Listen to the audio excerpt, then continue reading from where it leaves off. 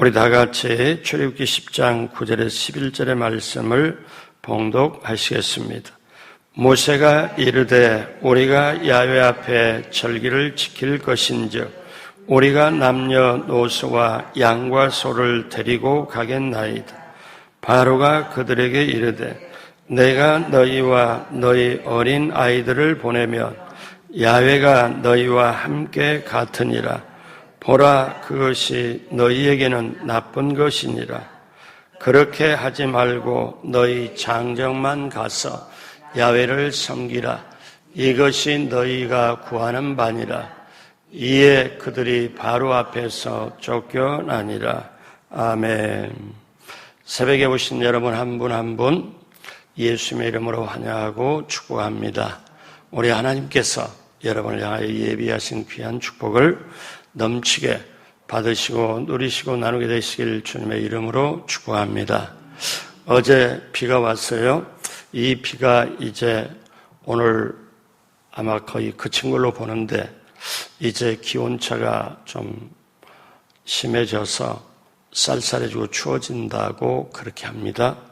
그러는 중에도 또 낮에는 20도, 21도까지 올라간다고 이렇게 해요. 또 어떻게 보면 뉴스에 올겨울은 또 심하게 춥다. 또 그런 말도 나오기도 하고요. 여러분, 몸, 마음, 영혼 튼튼하고 건강하게 되시길, 감기 들지 말게 되시길 주님의 이름으로 축복합니다. 같이 한번 합니다. 하나님의 사람으로 승리하자. 하나님의 사람으로 승리하자. 나는 하나님의 사람이다.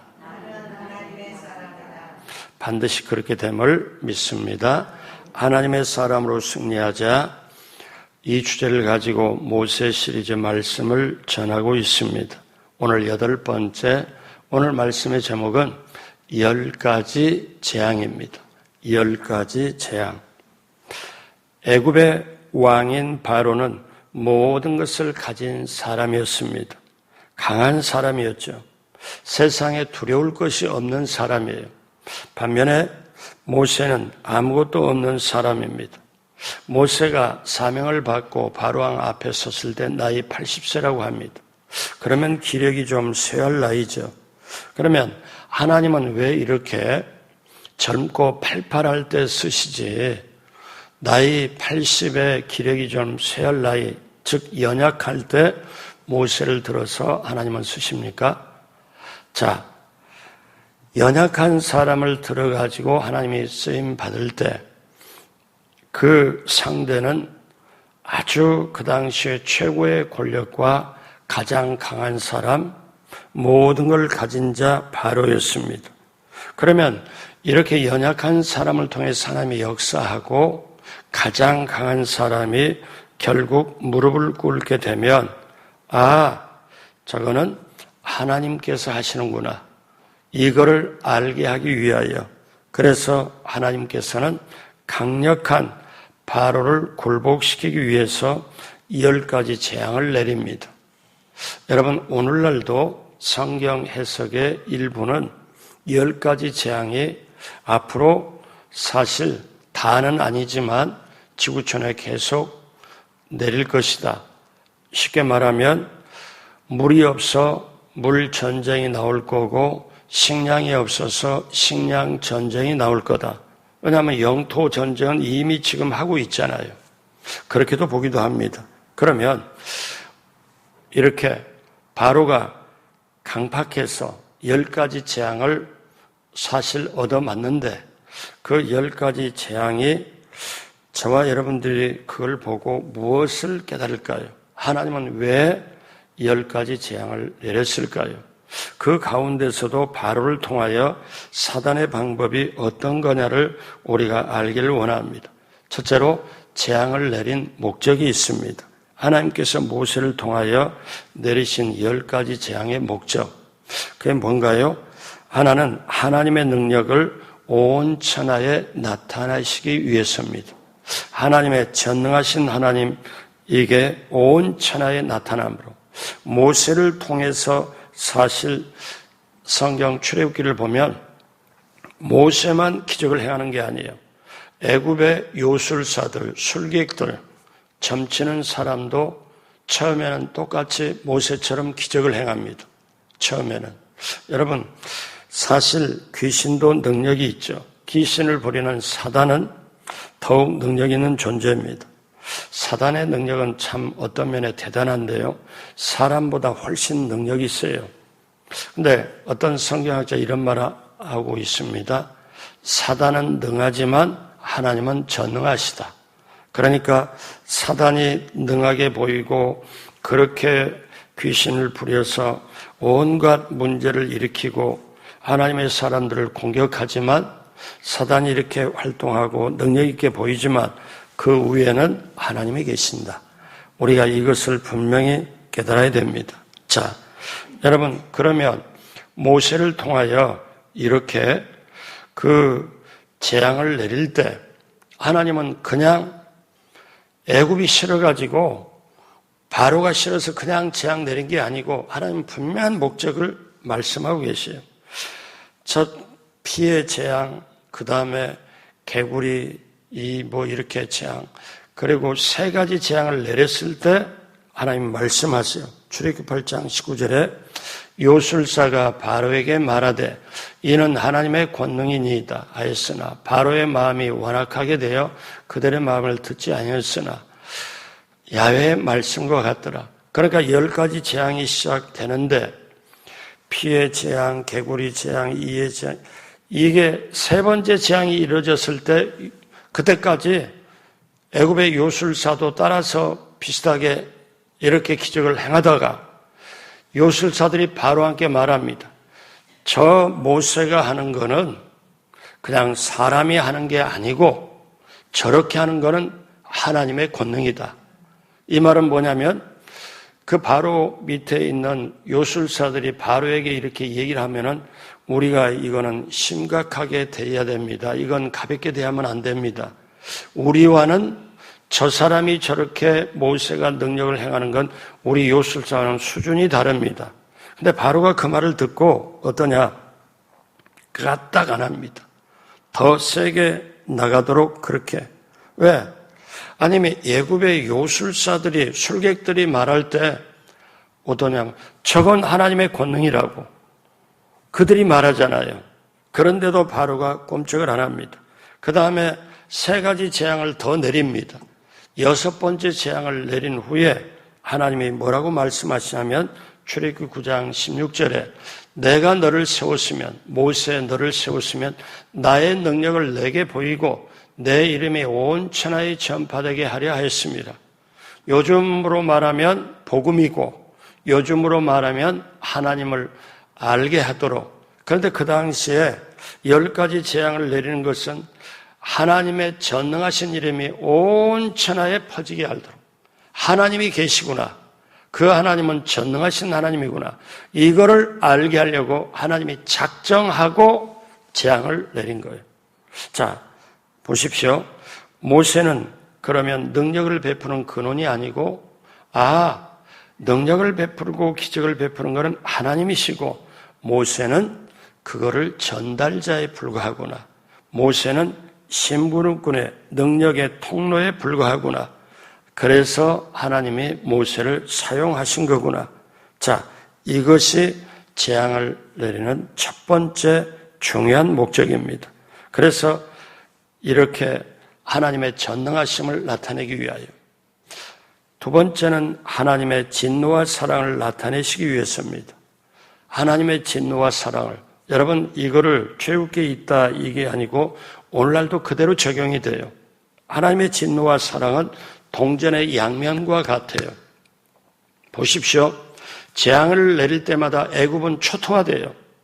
근데 똑같은 건데 이 재앙이 애굽 사람에게는 완전히 저주고 초토화되는 건데 반면에 이스라엘 백성에게는 이건 하나님의 사랑이에요. 똑같이 재앙을 내렸는데 어떤 게 있어요? 진노와 사랑이 같이 있습니다. 애굽 사람에게는 우상 숭배하는 애굽 사람에게, 이스라엘 백성을 학대하는 애굽 사람에게는 심판, 저주지만 이스라엘 사람에게는 하나님이 지금 사랑의 표시예요.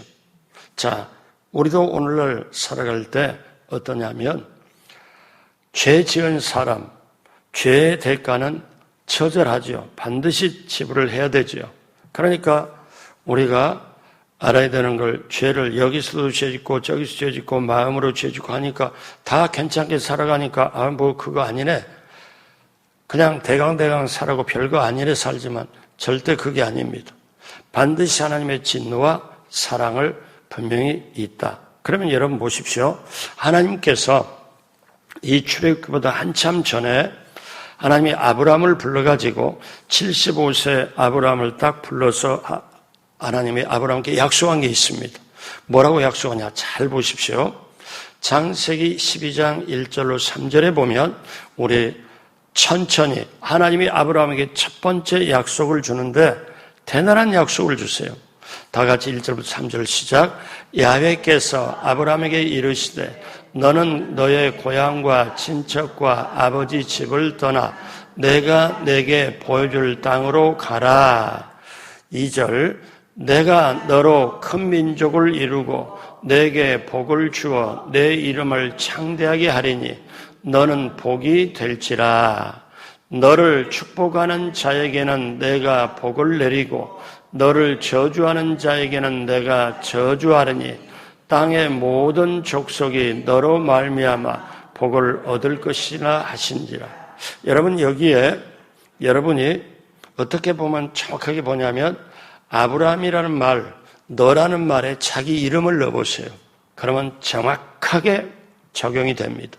그러니까 하나님이 아브라함을 불러가지고 내가 너를 복의 근원으로 축복의 내가 조상으로 삼겠다. 너를 통해서 세계 만민이 복을 받을 것인데 너를 축복하는 자에게는 내가 축복하는데 그 다음에 잘 보세요. 너를 저주하는 자는 내가 저주하리라. 그러니까 이미 하나님이 택해서 이 사람 복받은 사람으로 가는 도중에 이 사람을 누가 저주했다 그러면 하나님이 이 사람을 완전히 뒤집어 엎어 저주를 내린다는 거예요. 그러니까 지금 애굽에 10가지 재앙이 뭐냐면은 하나님의 입장에 하나님이 지금 이 창세기에 약속했잖아요. 근데 지금 애굽 사람이 이스라엘 사람을 저주를 해. 그러니까 하나님이 지금 애굽 사람을 지금 확실하게 저주를 내려버린 거예요. 아, 이게 말씀의 무게가 엄청나잖아요. 그러면 저와 여러분들이 인생을 어떻게 살아야 돼요? 우리가 남을 축복하며 살아야 되겠다. 남을 축복하면서 하나님이 주신 복을 나눠줘야 되겠다. 영적인 복, 구원의 축복, 성령 충만해. 그리고 그걸 가지고 우리는 질병에서 고침받고 가난에서 해방받고 가난에서 벗어나고 그리고 영원한 천국을 사모하면서 가는 우리들의 이 귀한 축복을 사람들에게 나눠줘야 되겠다. 여러분 그렇게 되시길 주님의 이름으로 축복합니다. 그래서 하나님은 진노와 사랑을 나타내시기 위해서고 또 하나는 사단을 심판하기 위해서요. 이 재앙을 내린 목적에 단순히 애국 백성의 심판뿐만 아니라 사단에 대한 심판, 즉 어떠냐면 애굽의 10가지 재앙은 애굽 사람들이 우상으로 섬기는 걸 하나씩 정말 완전히 저주를 내립니다. 이 강단에서 이런 말을 쓰면 이 단어를 쓰면 안 되는데 좀 리얼하게 한국식으로 말하면 하나님이 애굽의 10가지 재앙은 뭐냐면 10가지가 애굽 사람들이 뭘로 쓰느냐면 우상으로 숭배하는 거예요. 그걸 하나하나 하나님이 여러분 이해하고 들으세요. 작사를 내버립니다. 완전히. 그러니까 이게 하나님이 결국 우상들을 심판하구나. 그렇게 본다면 하나님이 이 애굽 사람을 보다는 그 속에 움직이는 사단을 심판한다. 이게 세 가지가 재앙을 내린 목적이고, 그럼 두 번째 재앙의 종류를 한번 간단하게 살펴봐요. 10가지 재앙입니다. 첫 번째는 피의 재앙이죠. 자, 그 애굽 사람이 신으로 섬기는 게 나일강입니다. 그래서 나일강을 하피라는 신으로 가장 크게 섬겨요. 근데 나일강을 완전히 피로 물들어 버리게 만들고 우상을 심판하죠. 그 다음에 개구리 재앙. 이 개구리는 애굽 사람들에게서 또 하나의 신입니다. 그래서 이 애굽 땅에 숭배 대상 개구리를 온 땅에 가득하게 해서 재앙을 내리는 것, 애굽의 그 신에 대한 하나님의 징벌의 표현입니다. 세 번째, 이 재앙입니다. 이거는 애굽이 이는 호루스라는 신으로 숭배됩니다. 이건 무슨 뜻이냐면 애굽의 가정들을 보호한다. 이게 그거를 사단이 이렇게 했던 걸 하나님이 깨버리는 거죠. 네 번째, 파리 재앙. 여러분, 여기에 파리떼가 애굽의 온 전역에 다 달라붙습니다. 근데 그들이 파리는 뭐냐면 바알세불이라고 해서 날아다니면서 그들을 운명을 지켜준다. 공중에 날아다니며 지켜준다. 이렇게 해서 신으로 섬겼는데 여러분 신약 성경에 예수님께서 마귀를 가리켜서 바알세불이라고 바알세부비라고도 말씀을 하지요. 그런데 이게 바알이라는 게 뭐냐면 여기 바알세불이 파리를 말하는 거죠. 즉 파리들의 왕. 바알세불이 마귀를 지칭한 건데 이게 파리들의 왕이다. 그래서 자기네 애굽에 날아다니면서 자기네 운명을 주관하는 신이다. 우습잖아요. 이걸 심판한 거고. 다섯 번째 악질, 돌림병입니다. 이거는 짐승들에게 생기는 치명적인 전염병이고 이 돌림병에 걸리면 짐승들이 다 죽습니다. 그래서 애굽 사람들은 이 동물들의 머리를 걸어놓고 신으로 섬기니까 짐승들을 전부 어떻게 해요? 사실 심판하는 거죠. 여섯 번째 독종. 이건 악성 종기를 말하죠. 지겹게 곪고 터지고 진물이 나고 지독한 독종입니다. 그래서 여기에 애굽 사람 이게 일부분이 아니고 애굽 사람 전체에게 내린 거예요. 그러니까 이 악성 종기가 나니까 애굽의 요술사들이 어떻게 하냐? 9장 11절에 보면 요술사들도 악성 종기로 말미암아 모세 앞에 서지 못하느니라. 바로하고 대결할 때 실제로 요술사들이 바로를 보좌하고 옆에 있어야 되는데 모세 앞에 서지 못하는 왜 악성 종기가 너무 나서 이 진물 터지죠. 고름 나오죠. 냄새 나죠. 근데 악성 종기가 요술사부터 애굽의 모든 사람에게 생겼습니다. 자, 일곱 번째 우박 재앙입니다. 이거는 농산물, 이 농사의 다산, 농경의 신인 아시스와 오시리스를 사실 심판한 거죠. 우박이 내려버리면 농산물 모두가 사실 녹아내리고 초토화되죠. 여덟 번째 메뚜기 재앙입니다. 애굽인들은 농작물에 대한 막대한 피해를 주는 메뚜기떼로부터 보호하기 위하여 세라피스라고 명을 해서 그 메뚜기 신을 또 섬깁니다. 자, 그것도 어떻습니까? 심판을 하죠. 아홉 번째 흑암의 재앙. 흑암은 어떠냐? 애굽인들에게 가장 심각한 거예요. 애굽인들은 첫 번째로 신은 뭐냐면 태양신을 섬겨요. 그 태양신을 섬기는데 태양은 빛이잖아요. 그런데 흑암이라는 것은 어떠냐? 이거는 태양신을 완전히 반대하는데 여기에 보면 3일 동안 완전히 캄캄하게 만들어버려요. 3일 동안. 그러니까 애굽이 첫 번째 제일로 섬기는 태양신을 완전히 무력화시키는 거죠. 그 다음에 열 번째 장자의 죽음입니다. 이거는 맏아들 처음 난 것에 대한 심판입니다. 근데 제일 먼저 겨냥한 건 바로왕의 장자. 바로왕의 첫 아들이 사실 여기서 죽습니다. 근데 우리가 10가지 재앙을 딱 보면 우리가 여기서 하나 더 분명히 알아야 될 게 어떠냐면 바로의 아들은 애굽에서 뭐냐면 바로는 신이다. 바로의 아들은 신의 계승자다. 그래서 애굽 사람에게 바로는 하나의 신이었습니다. 그런데 이스라엘 백성 자기네들이 잡아다가 노예로 시켜서 계속 노예가 늘어나서 애굽의 북극강병을 위해서 이스라엘 백성을 다루는데 어느 날 모세가 나타나가지고 우리 백성을 내놔라 하니까 이 바로가 신인데 애굽 사람에게는 그 신이 놓아줄 리가. 그리고 신의 입장에서 보니까 또 다른 신, 우리의 신이 있는데 야훼 하나님이 우리 이렇게 말씀했다. 그럼 바로가 왜 강팍하게 됐을까? 성경을 보면요. 이 한 가지, 두 가지, 세 가지 재앙을 딱 보면은 아차 이게 아니구나 하고 딱 정신을 차려야 되는데 왜 바로가 강팍하게 됐어요? 우리는 이해가 안 되는 측면이 있는데 그 당시 모든 애굽의 강대국이 바로는 하나의 신으로 군림을 했어요. 그러니까 우리가 그 측면에서 보면은 이게 이해가 되죠. 그래서 결국 이거는 어떠냐면 재앙들이 모세와 바로의 대결이 아니라 하나님과 사실 우상의 대결이라고 볼 수 있습니다. 자, 그러면 우리가 중요한 게 있어요. 자, 여기에 이 10가지 재앙이 진행될 때 바로의 반응입니다. 바로의 반응이 4가지로 나오는데 바로의 반응이 4가지가 사단이 그대로 하는 방법이에요. 오늘날도 그대로 하는 방법이에요. 이거를 알면 우리가 사단의 방법을 알고 대처할 수 있어요. 10가지 재앙이 계속 진행되는 동안에 이게 거치면서 어떻게 될까? 자, 3번째 재앙에 대한 바로의 반응을 봅니다. 10가지 재앙이 이렇게 계속 진행되는 동안에 모세와 아론은 더욱더 담대해집니다.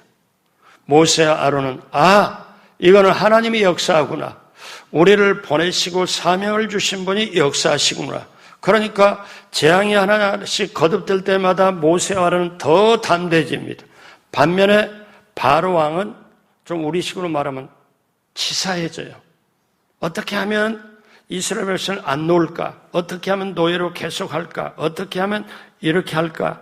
자, 모세는 점점 강성해지고 바로는 치사해지고, 그럼 바로가 4가지 측면에서 이제 어떻게 하냐? 놓아주려고. 솔직히 놓아주고 싶은 마음이 전혀 없는데 이 재앙이 진행되는 동안에 딱 바로가 보니까 이 백성을 안 놓아주면 안 될 것 같아. 안 놓아주면 완전히 애굽이 망할 것 같아. 그런데도 불구하고 이렇게 4가지로 뭘 주장하냐면 첫 번째는 애굽 땅에서 희생 제사를 드리라고 합니다. 이제 파리 재앙을 겪은 다음에 바로가 이스라엘 백성을 안 내보내면 이게 애굽이 이게 도대체 안 되겠다. 그래서 내보내려고 결론을 나름대로 가지고 있지만 뭐라고 말하느냐? 8장 25절에 바로가 모세와 아론을 불러 이르되 너희는 가서 이 땅에서 너희 하나님께 제사를 드려라. 그러니까 이 바로가 이스라엘 백성을 데리고 멀리 가서 우리는 제사 지내겠다 했는데 사단이 뭐라고 그러냐면 이 땅에서 애굽 땅에서 제사를 지내라. 첫 번째 그렇게 말하죠. 애굽 땅에서 머물러서 하나님께 제사를 드려라. 이 말은 지금도 사람들 속에서 어떻게 작용이 됩니까? 예수님을 믿어라. 교회 다녀. 근데 세상과 분리되면 안 되지. 왜? 자, 세상에서 먹고 살아야 되니까. 세상도 충실하게 해야 되지. 교회 다녀. 주일날. 오케이. 다녀. 근데 세상하고 멀리 떨어지면 안 되지. 세상하고 가까이. 세상에서 먹고 살고 취급도 갖고 이렇게 하잖아. 이게 어때요? 우리가 주님을 신뢰하고 나올 때는 주님께 분명히 나가야 되는데 사단은 세상에서 멀리 떨어지지 말아라. 세상과 함께 해야 되지 않냐. 그래서 여러분 사도 바울은 로마서 12장 2절에 뭐라고 말씀합니까? 이렇게 말씀을 하죠. 12장 2절에 너희는 이 세대를 본받지 말고 세상을 본받지 말고 오직 마음을 새롭게 함으로 변화를 받아 하나님의 선하시고 기뻐하시고 온전한 뜻이 무엇인지 분별하도록 해라. 세상과 짜가지 말라. 세상과 우리가 벗되지 말라. 그래서 사단은 배후에 항상 있어서 세상에 매력이 있다. 세상을 떠나서 살 수 없다고 교회 그래 나가. 근데 세상을 버리지 말라. 세상과 함께 가라. 이렇게 하는 거예요. 애굽 땅에서 너희 하나님께 제사를 드려라. 자, 이게 바로의 첫 번째고 두 번째는 제한적으로 광야에서 희생 제사를 드리라고 합니다. 8장 28절에 바로가 이르되 좋다. 내가 너희를 보내리니 그 다음 같이 해요. 너희가 너희 하나님 야훼께 광야에서 제사를 드릴 것이나 너무 멀리 가지는 말라. 그런즉 너희는 나를 위하여 간구하라. 그래, 이 땅에서 싫거든. 그렇게 너희들이 내 말을 안 듣거든. 이제 광야 가서 제사를 지내. 근데 너무 멀리 가지 말라. 너무 멀리 가지 말라. 어떻게 얘기해요? 우리 사람들이 이런 말 듣잖아요. 예전에 신앙의 선배들이 겪었던 얘기. 가기는 가되 너무 멀리 가지 말라. 이 말이 어떻게 적용돼요? 예수님 믿어. 좋은 일이지. 근데 너무 지나치게 믿지 마라. 깊이 빠지면 안 돼. 교회에 깊이 빠지면 안 돼. 너무 깊이 믿지는 말라. 예전에 들어봤던 얘기 아니에요? 이게 그 방법입니다. 그러니까 너무 멀리는 가지 말아라. 깊이 빠지면 안 된다. 이거를 말하는 거죠. 그 다음에 세 번째, 남자들만 가서 야훼를 섬기라고 말합니다. 자, 오늘 10장 9절로 11절 다 같이 다시 한번 하죠. 모세가 이르되 우리가 야훼 앞에 절기를 지킬 것인즉 우리가 남녀노소와 양과 소를 데리고 가겠나이다.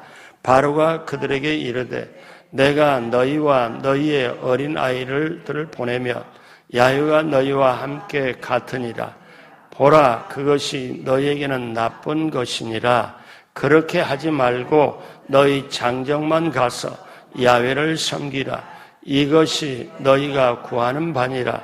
이에 그들이 바로 앞에서 쫓겨나니라. 뭐라고 얘기하냐면 바로가 얘기를 해요.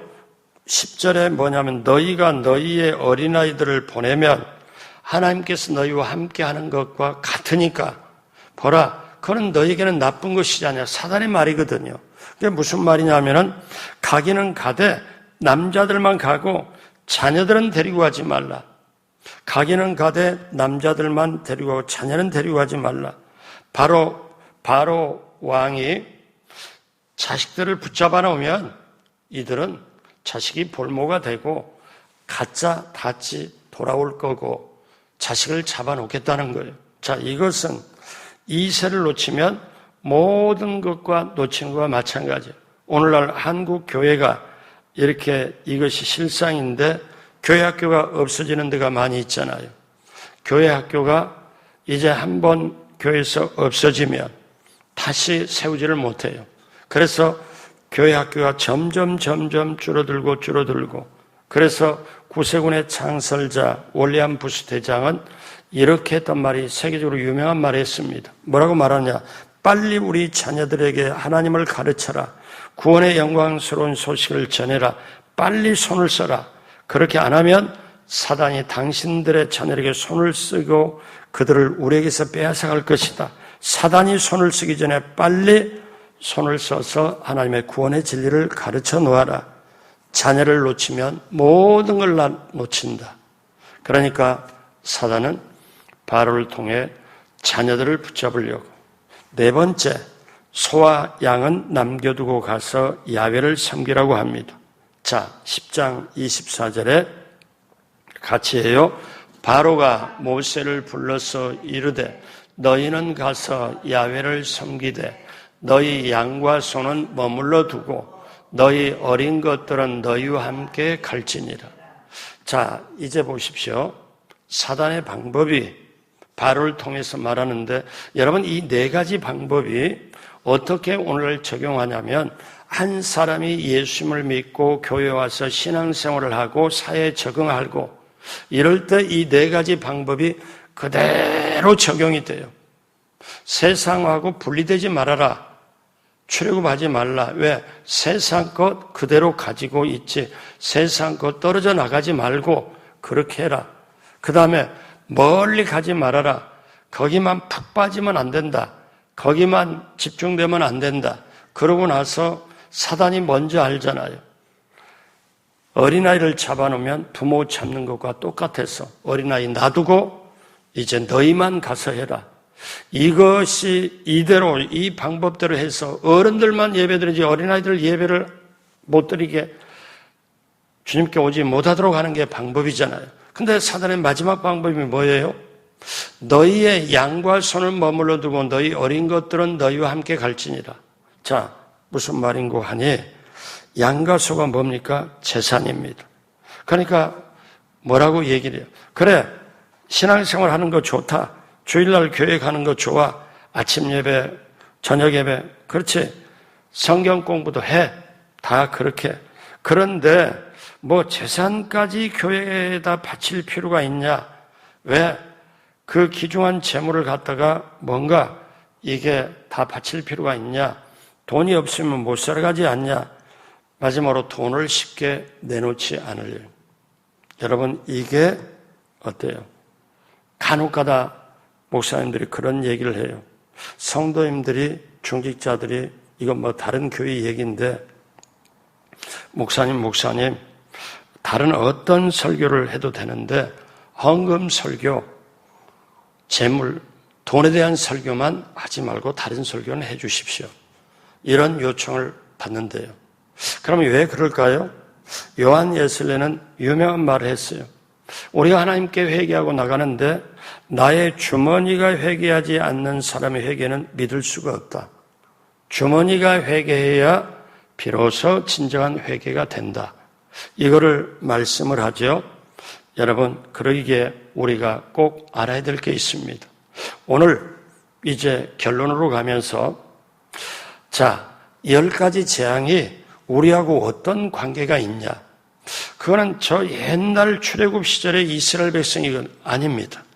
여러분, 우리하고 너무너무 밀접하게 관계됐어요. 우리가 지금 전도를 해서 한 사람이 오거나 어떤 사람이 교회를 다니고 싶어도 못 다니거나 아니면 어떤 사람이 교회 왔다 갔다 하다가 교회를 안 다니다가 지금 교회를 나가야 되나 안 나가야 되나 그런 시점에 있는 게 우리 주위에 다 있잖아요. 그러면 우리 자신을 그렇게 생각할 때 하나님은 왜 재앙을 내리느냐? 하나님은 하나님의 백성을, 자기 백성을 지금 애굽에서 여기서 인도에 내가지고 하나님의 약속한 예비한 땅으로 가는 게 정상인데 이거를 사단이 막아. 그런데 이거를 도저히 이거는 하나님 입장에서는 묵과할 수가 없죠. 그래서 창세기 12장에 아브라함에게 얘기하는 것처럼 너를 축복하는 자에게는 내가 축복할 것이고 너를 저주하는 자에게는 내가 완전히 저주할 거다. 애굽 사람이 지금 이스라엘 백성이 너무 학대하고 붙잡아 놓고 노예로 부려먹는 것뿐만 아니라 너무 학대해서 저주를 하거든. 애굽 사람이 이스라엘을 저주하니까 하나님이 애굽 사람을, 이스라엘 백성을 저주하는 자에게 애굽을 저주를 해버린 거죠. 10가지 재앙. 근데 10가지 재앙이 그 땅의 우상 숭배를 하나하나씩 깨버려요. 가장 크게 우상 숭배하는 거를. 하나님은 전능하신 하나님이고 진노와 사랑을 하는 하나님이다. 오늘날도 하나님의 심판이 멀어져서 그렇지 하나님의 사람은 교회에 모여서 또 예배를 드리고 말씀을 듣고 기도를 하고 하나님의 사람은 하나님이 보호하는 그 사랑이지만 정말 똑같은 일이 다른 쪽에서는 진노가 될 수 있어요. 근데 이거를 함부로 말 못하는 게 세상은 이해를 못하잖아요. 어떻게? 만약에 우리는 이렇게 박살이 나고 예수 믿는 사람은 축복이 된다고 그러면은 완전히 교회를 미워하고 성도를 미워하고 완전히 분리가 돼버리잖아요. 우리는 세상을 섬기는 방법은 용서와 사랑과 그리고 섬김과 헌신으로 그런 가운데 주님의 방법을 통해서 원수를 사랑하면서까지 섬기는 그 방법이거든요. 그럴 때 사단은 그때 여러분 아셔야 돼요. 창세기 3장에 아담과 하와를 무너뜨린 사단은 출애굽 시대에 이스라엘 하나님의 백성을 잡아놓고 지금 이렇게 하나님 따라서 가겠다는 것을 붙잡을 때 우리 애굽 땅에서 여기서 제사 지내라 안 놓겠다는 거죠. 그리고 그 다음에 너무 멀리 가지 말라 그렇게 말하죠. 그래 교회에 너무 빠지면 안 돼. 교회에 너무 빠지면 안 돼. 정신 차려. 사단이 이렇게 하잖아요. 그 다음에는 뭐예요? 너희 너희 자녀들은 내가 붙잡아 놓을 테니까 너희 자녀들을 어떠냐? 너희들만 가서 예배를 드려라. 너희들만 가서. 그런데 우리 인생이 후반까지 계속 대대의 축복이 하나님 머무르려면 우리보다 지금 새벽 예배 나온보다 우리보다 우리 자녀들이 믿음이 더 확실해야 되는데 현실은 반대로 가잖아요. 얼마나 우리에게 깨달음을 줘요. 그리고 사단은 마지막에 교회 다녀. 그래. 성경 공부해. 오케이. 근데 교회에다가 재물을 넣는 거는, 헌금을 하는 거는 그건 그렇지 않냐? 너 먹고 살아야 되는데 세상에 돈 없으면 아무것도 안 되지. 자, 재물을 이렇게 너희 양과 소는 여기 머물러 놔라. 여기 머물러 놔라. 요 네 가지 방법이 사단이 지금도 우리에게 쓰는 방법이에요. 지금도. 그러면 여러분 어떻습니까? 우리가 이것은 영적으로 분별하고 역시 이 세대를 본받지 말고 너희 마음을 새롭게 함으로 변화를 받아 하나님의 온전한 뜻이 무엇인지 분별하도록 하라. 여러분 이것이 너무나 필요한 시대에 우리는 살고 있습니다. 여러분 말씀으로 기도로 성령님의 인도 따라 그리고 예수님의 보혈로 어둠의 세력을 이기고 오늘 또 나를 사랑하여 창조하신 하나님, 그 하나님이 나를 교제하고 대화하고 싶은 그 하나님, 내가 그 하나님과 인격적으로 모시고 성령님 모시고 대화하면서 오늘 또 내 안테나를 성령님께 향하고 성령님이 뭐라고 인도하시나 오늘 새벽에 이 말씀 듣고 그렇구나. 그리고 이제 출애굽기의 이런 재앙들이 마지막에 요한계시록에 보면은 이제 엄청난 재앙으로 나오게 됩니다. 이 출애굽기의 재앙은 이제는 이유도 아니에요. 이거는 애굽의 지역에 이걸로 했지만 마지막에 계시록에 나오는 재앙들은 애굽에가 아니고 온 세상에 완전히 일곱 나팔, 일곱 대접, 이거는 그 다음에 쏟아놓는 재앙은 엄청납니다. 우리가 이 사이 속에 살아가요. 그러니까 신앙을 확실하게 여러분 붙잡고 오늘도 승리하게 되는, 오늘뿐만 아니라 이 금년 남은 나의 남은 인생의 발걸음이 정말 복되기 위해서는 같이 따라서 하겠습니다. 말씀으로, 기도로, 성령님으로, 예수님의 보혈로 승리하자. 그렇게 되시길 주님의 이름으로 축복합니다. 기도하겠습니다. 하나님 아버지, 바로에게 애굽에 내린 10가지 재앙을 통하여 하나님의 마음과 그리고 사단의 뜻을, 그 사단의 행함을 알았습니다. 오늘 이 시대를 살아가면서 말씀으로, 기도로, 성령으로, 보혈로 든든하게 살아가는, 그리고 시대와 세상을 이기고 죄와 시험과 유혹을 이기고 살아가는 우리 모든 성도님들이 되게 하여 주옵소서. 감사하며 예수님의 이름으로 축복하고 기도드립니다. 아멘.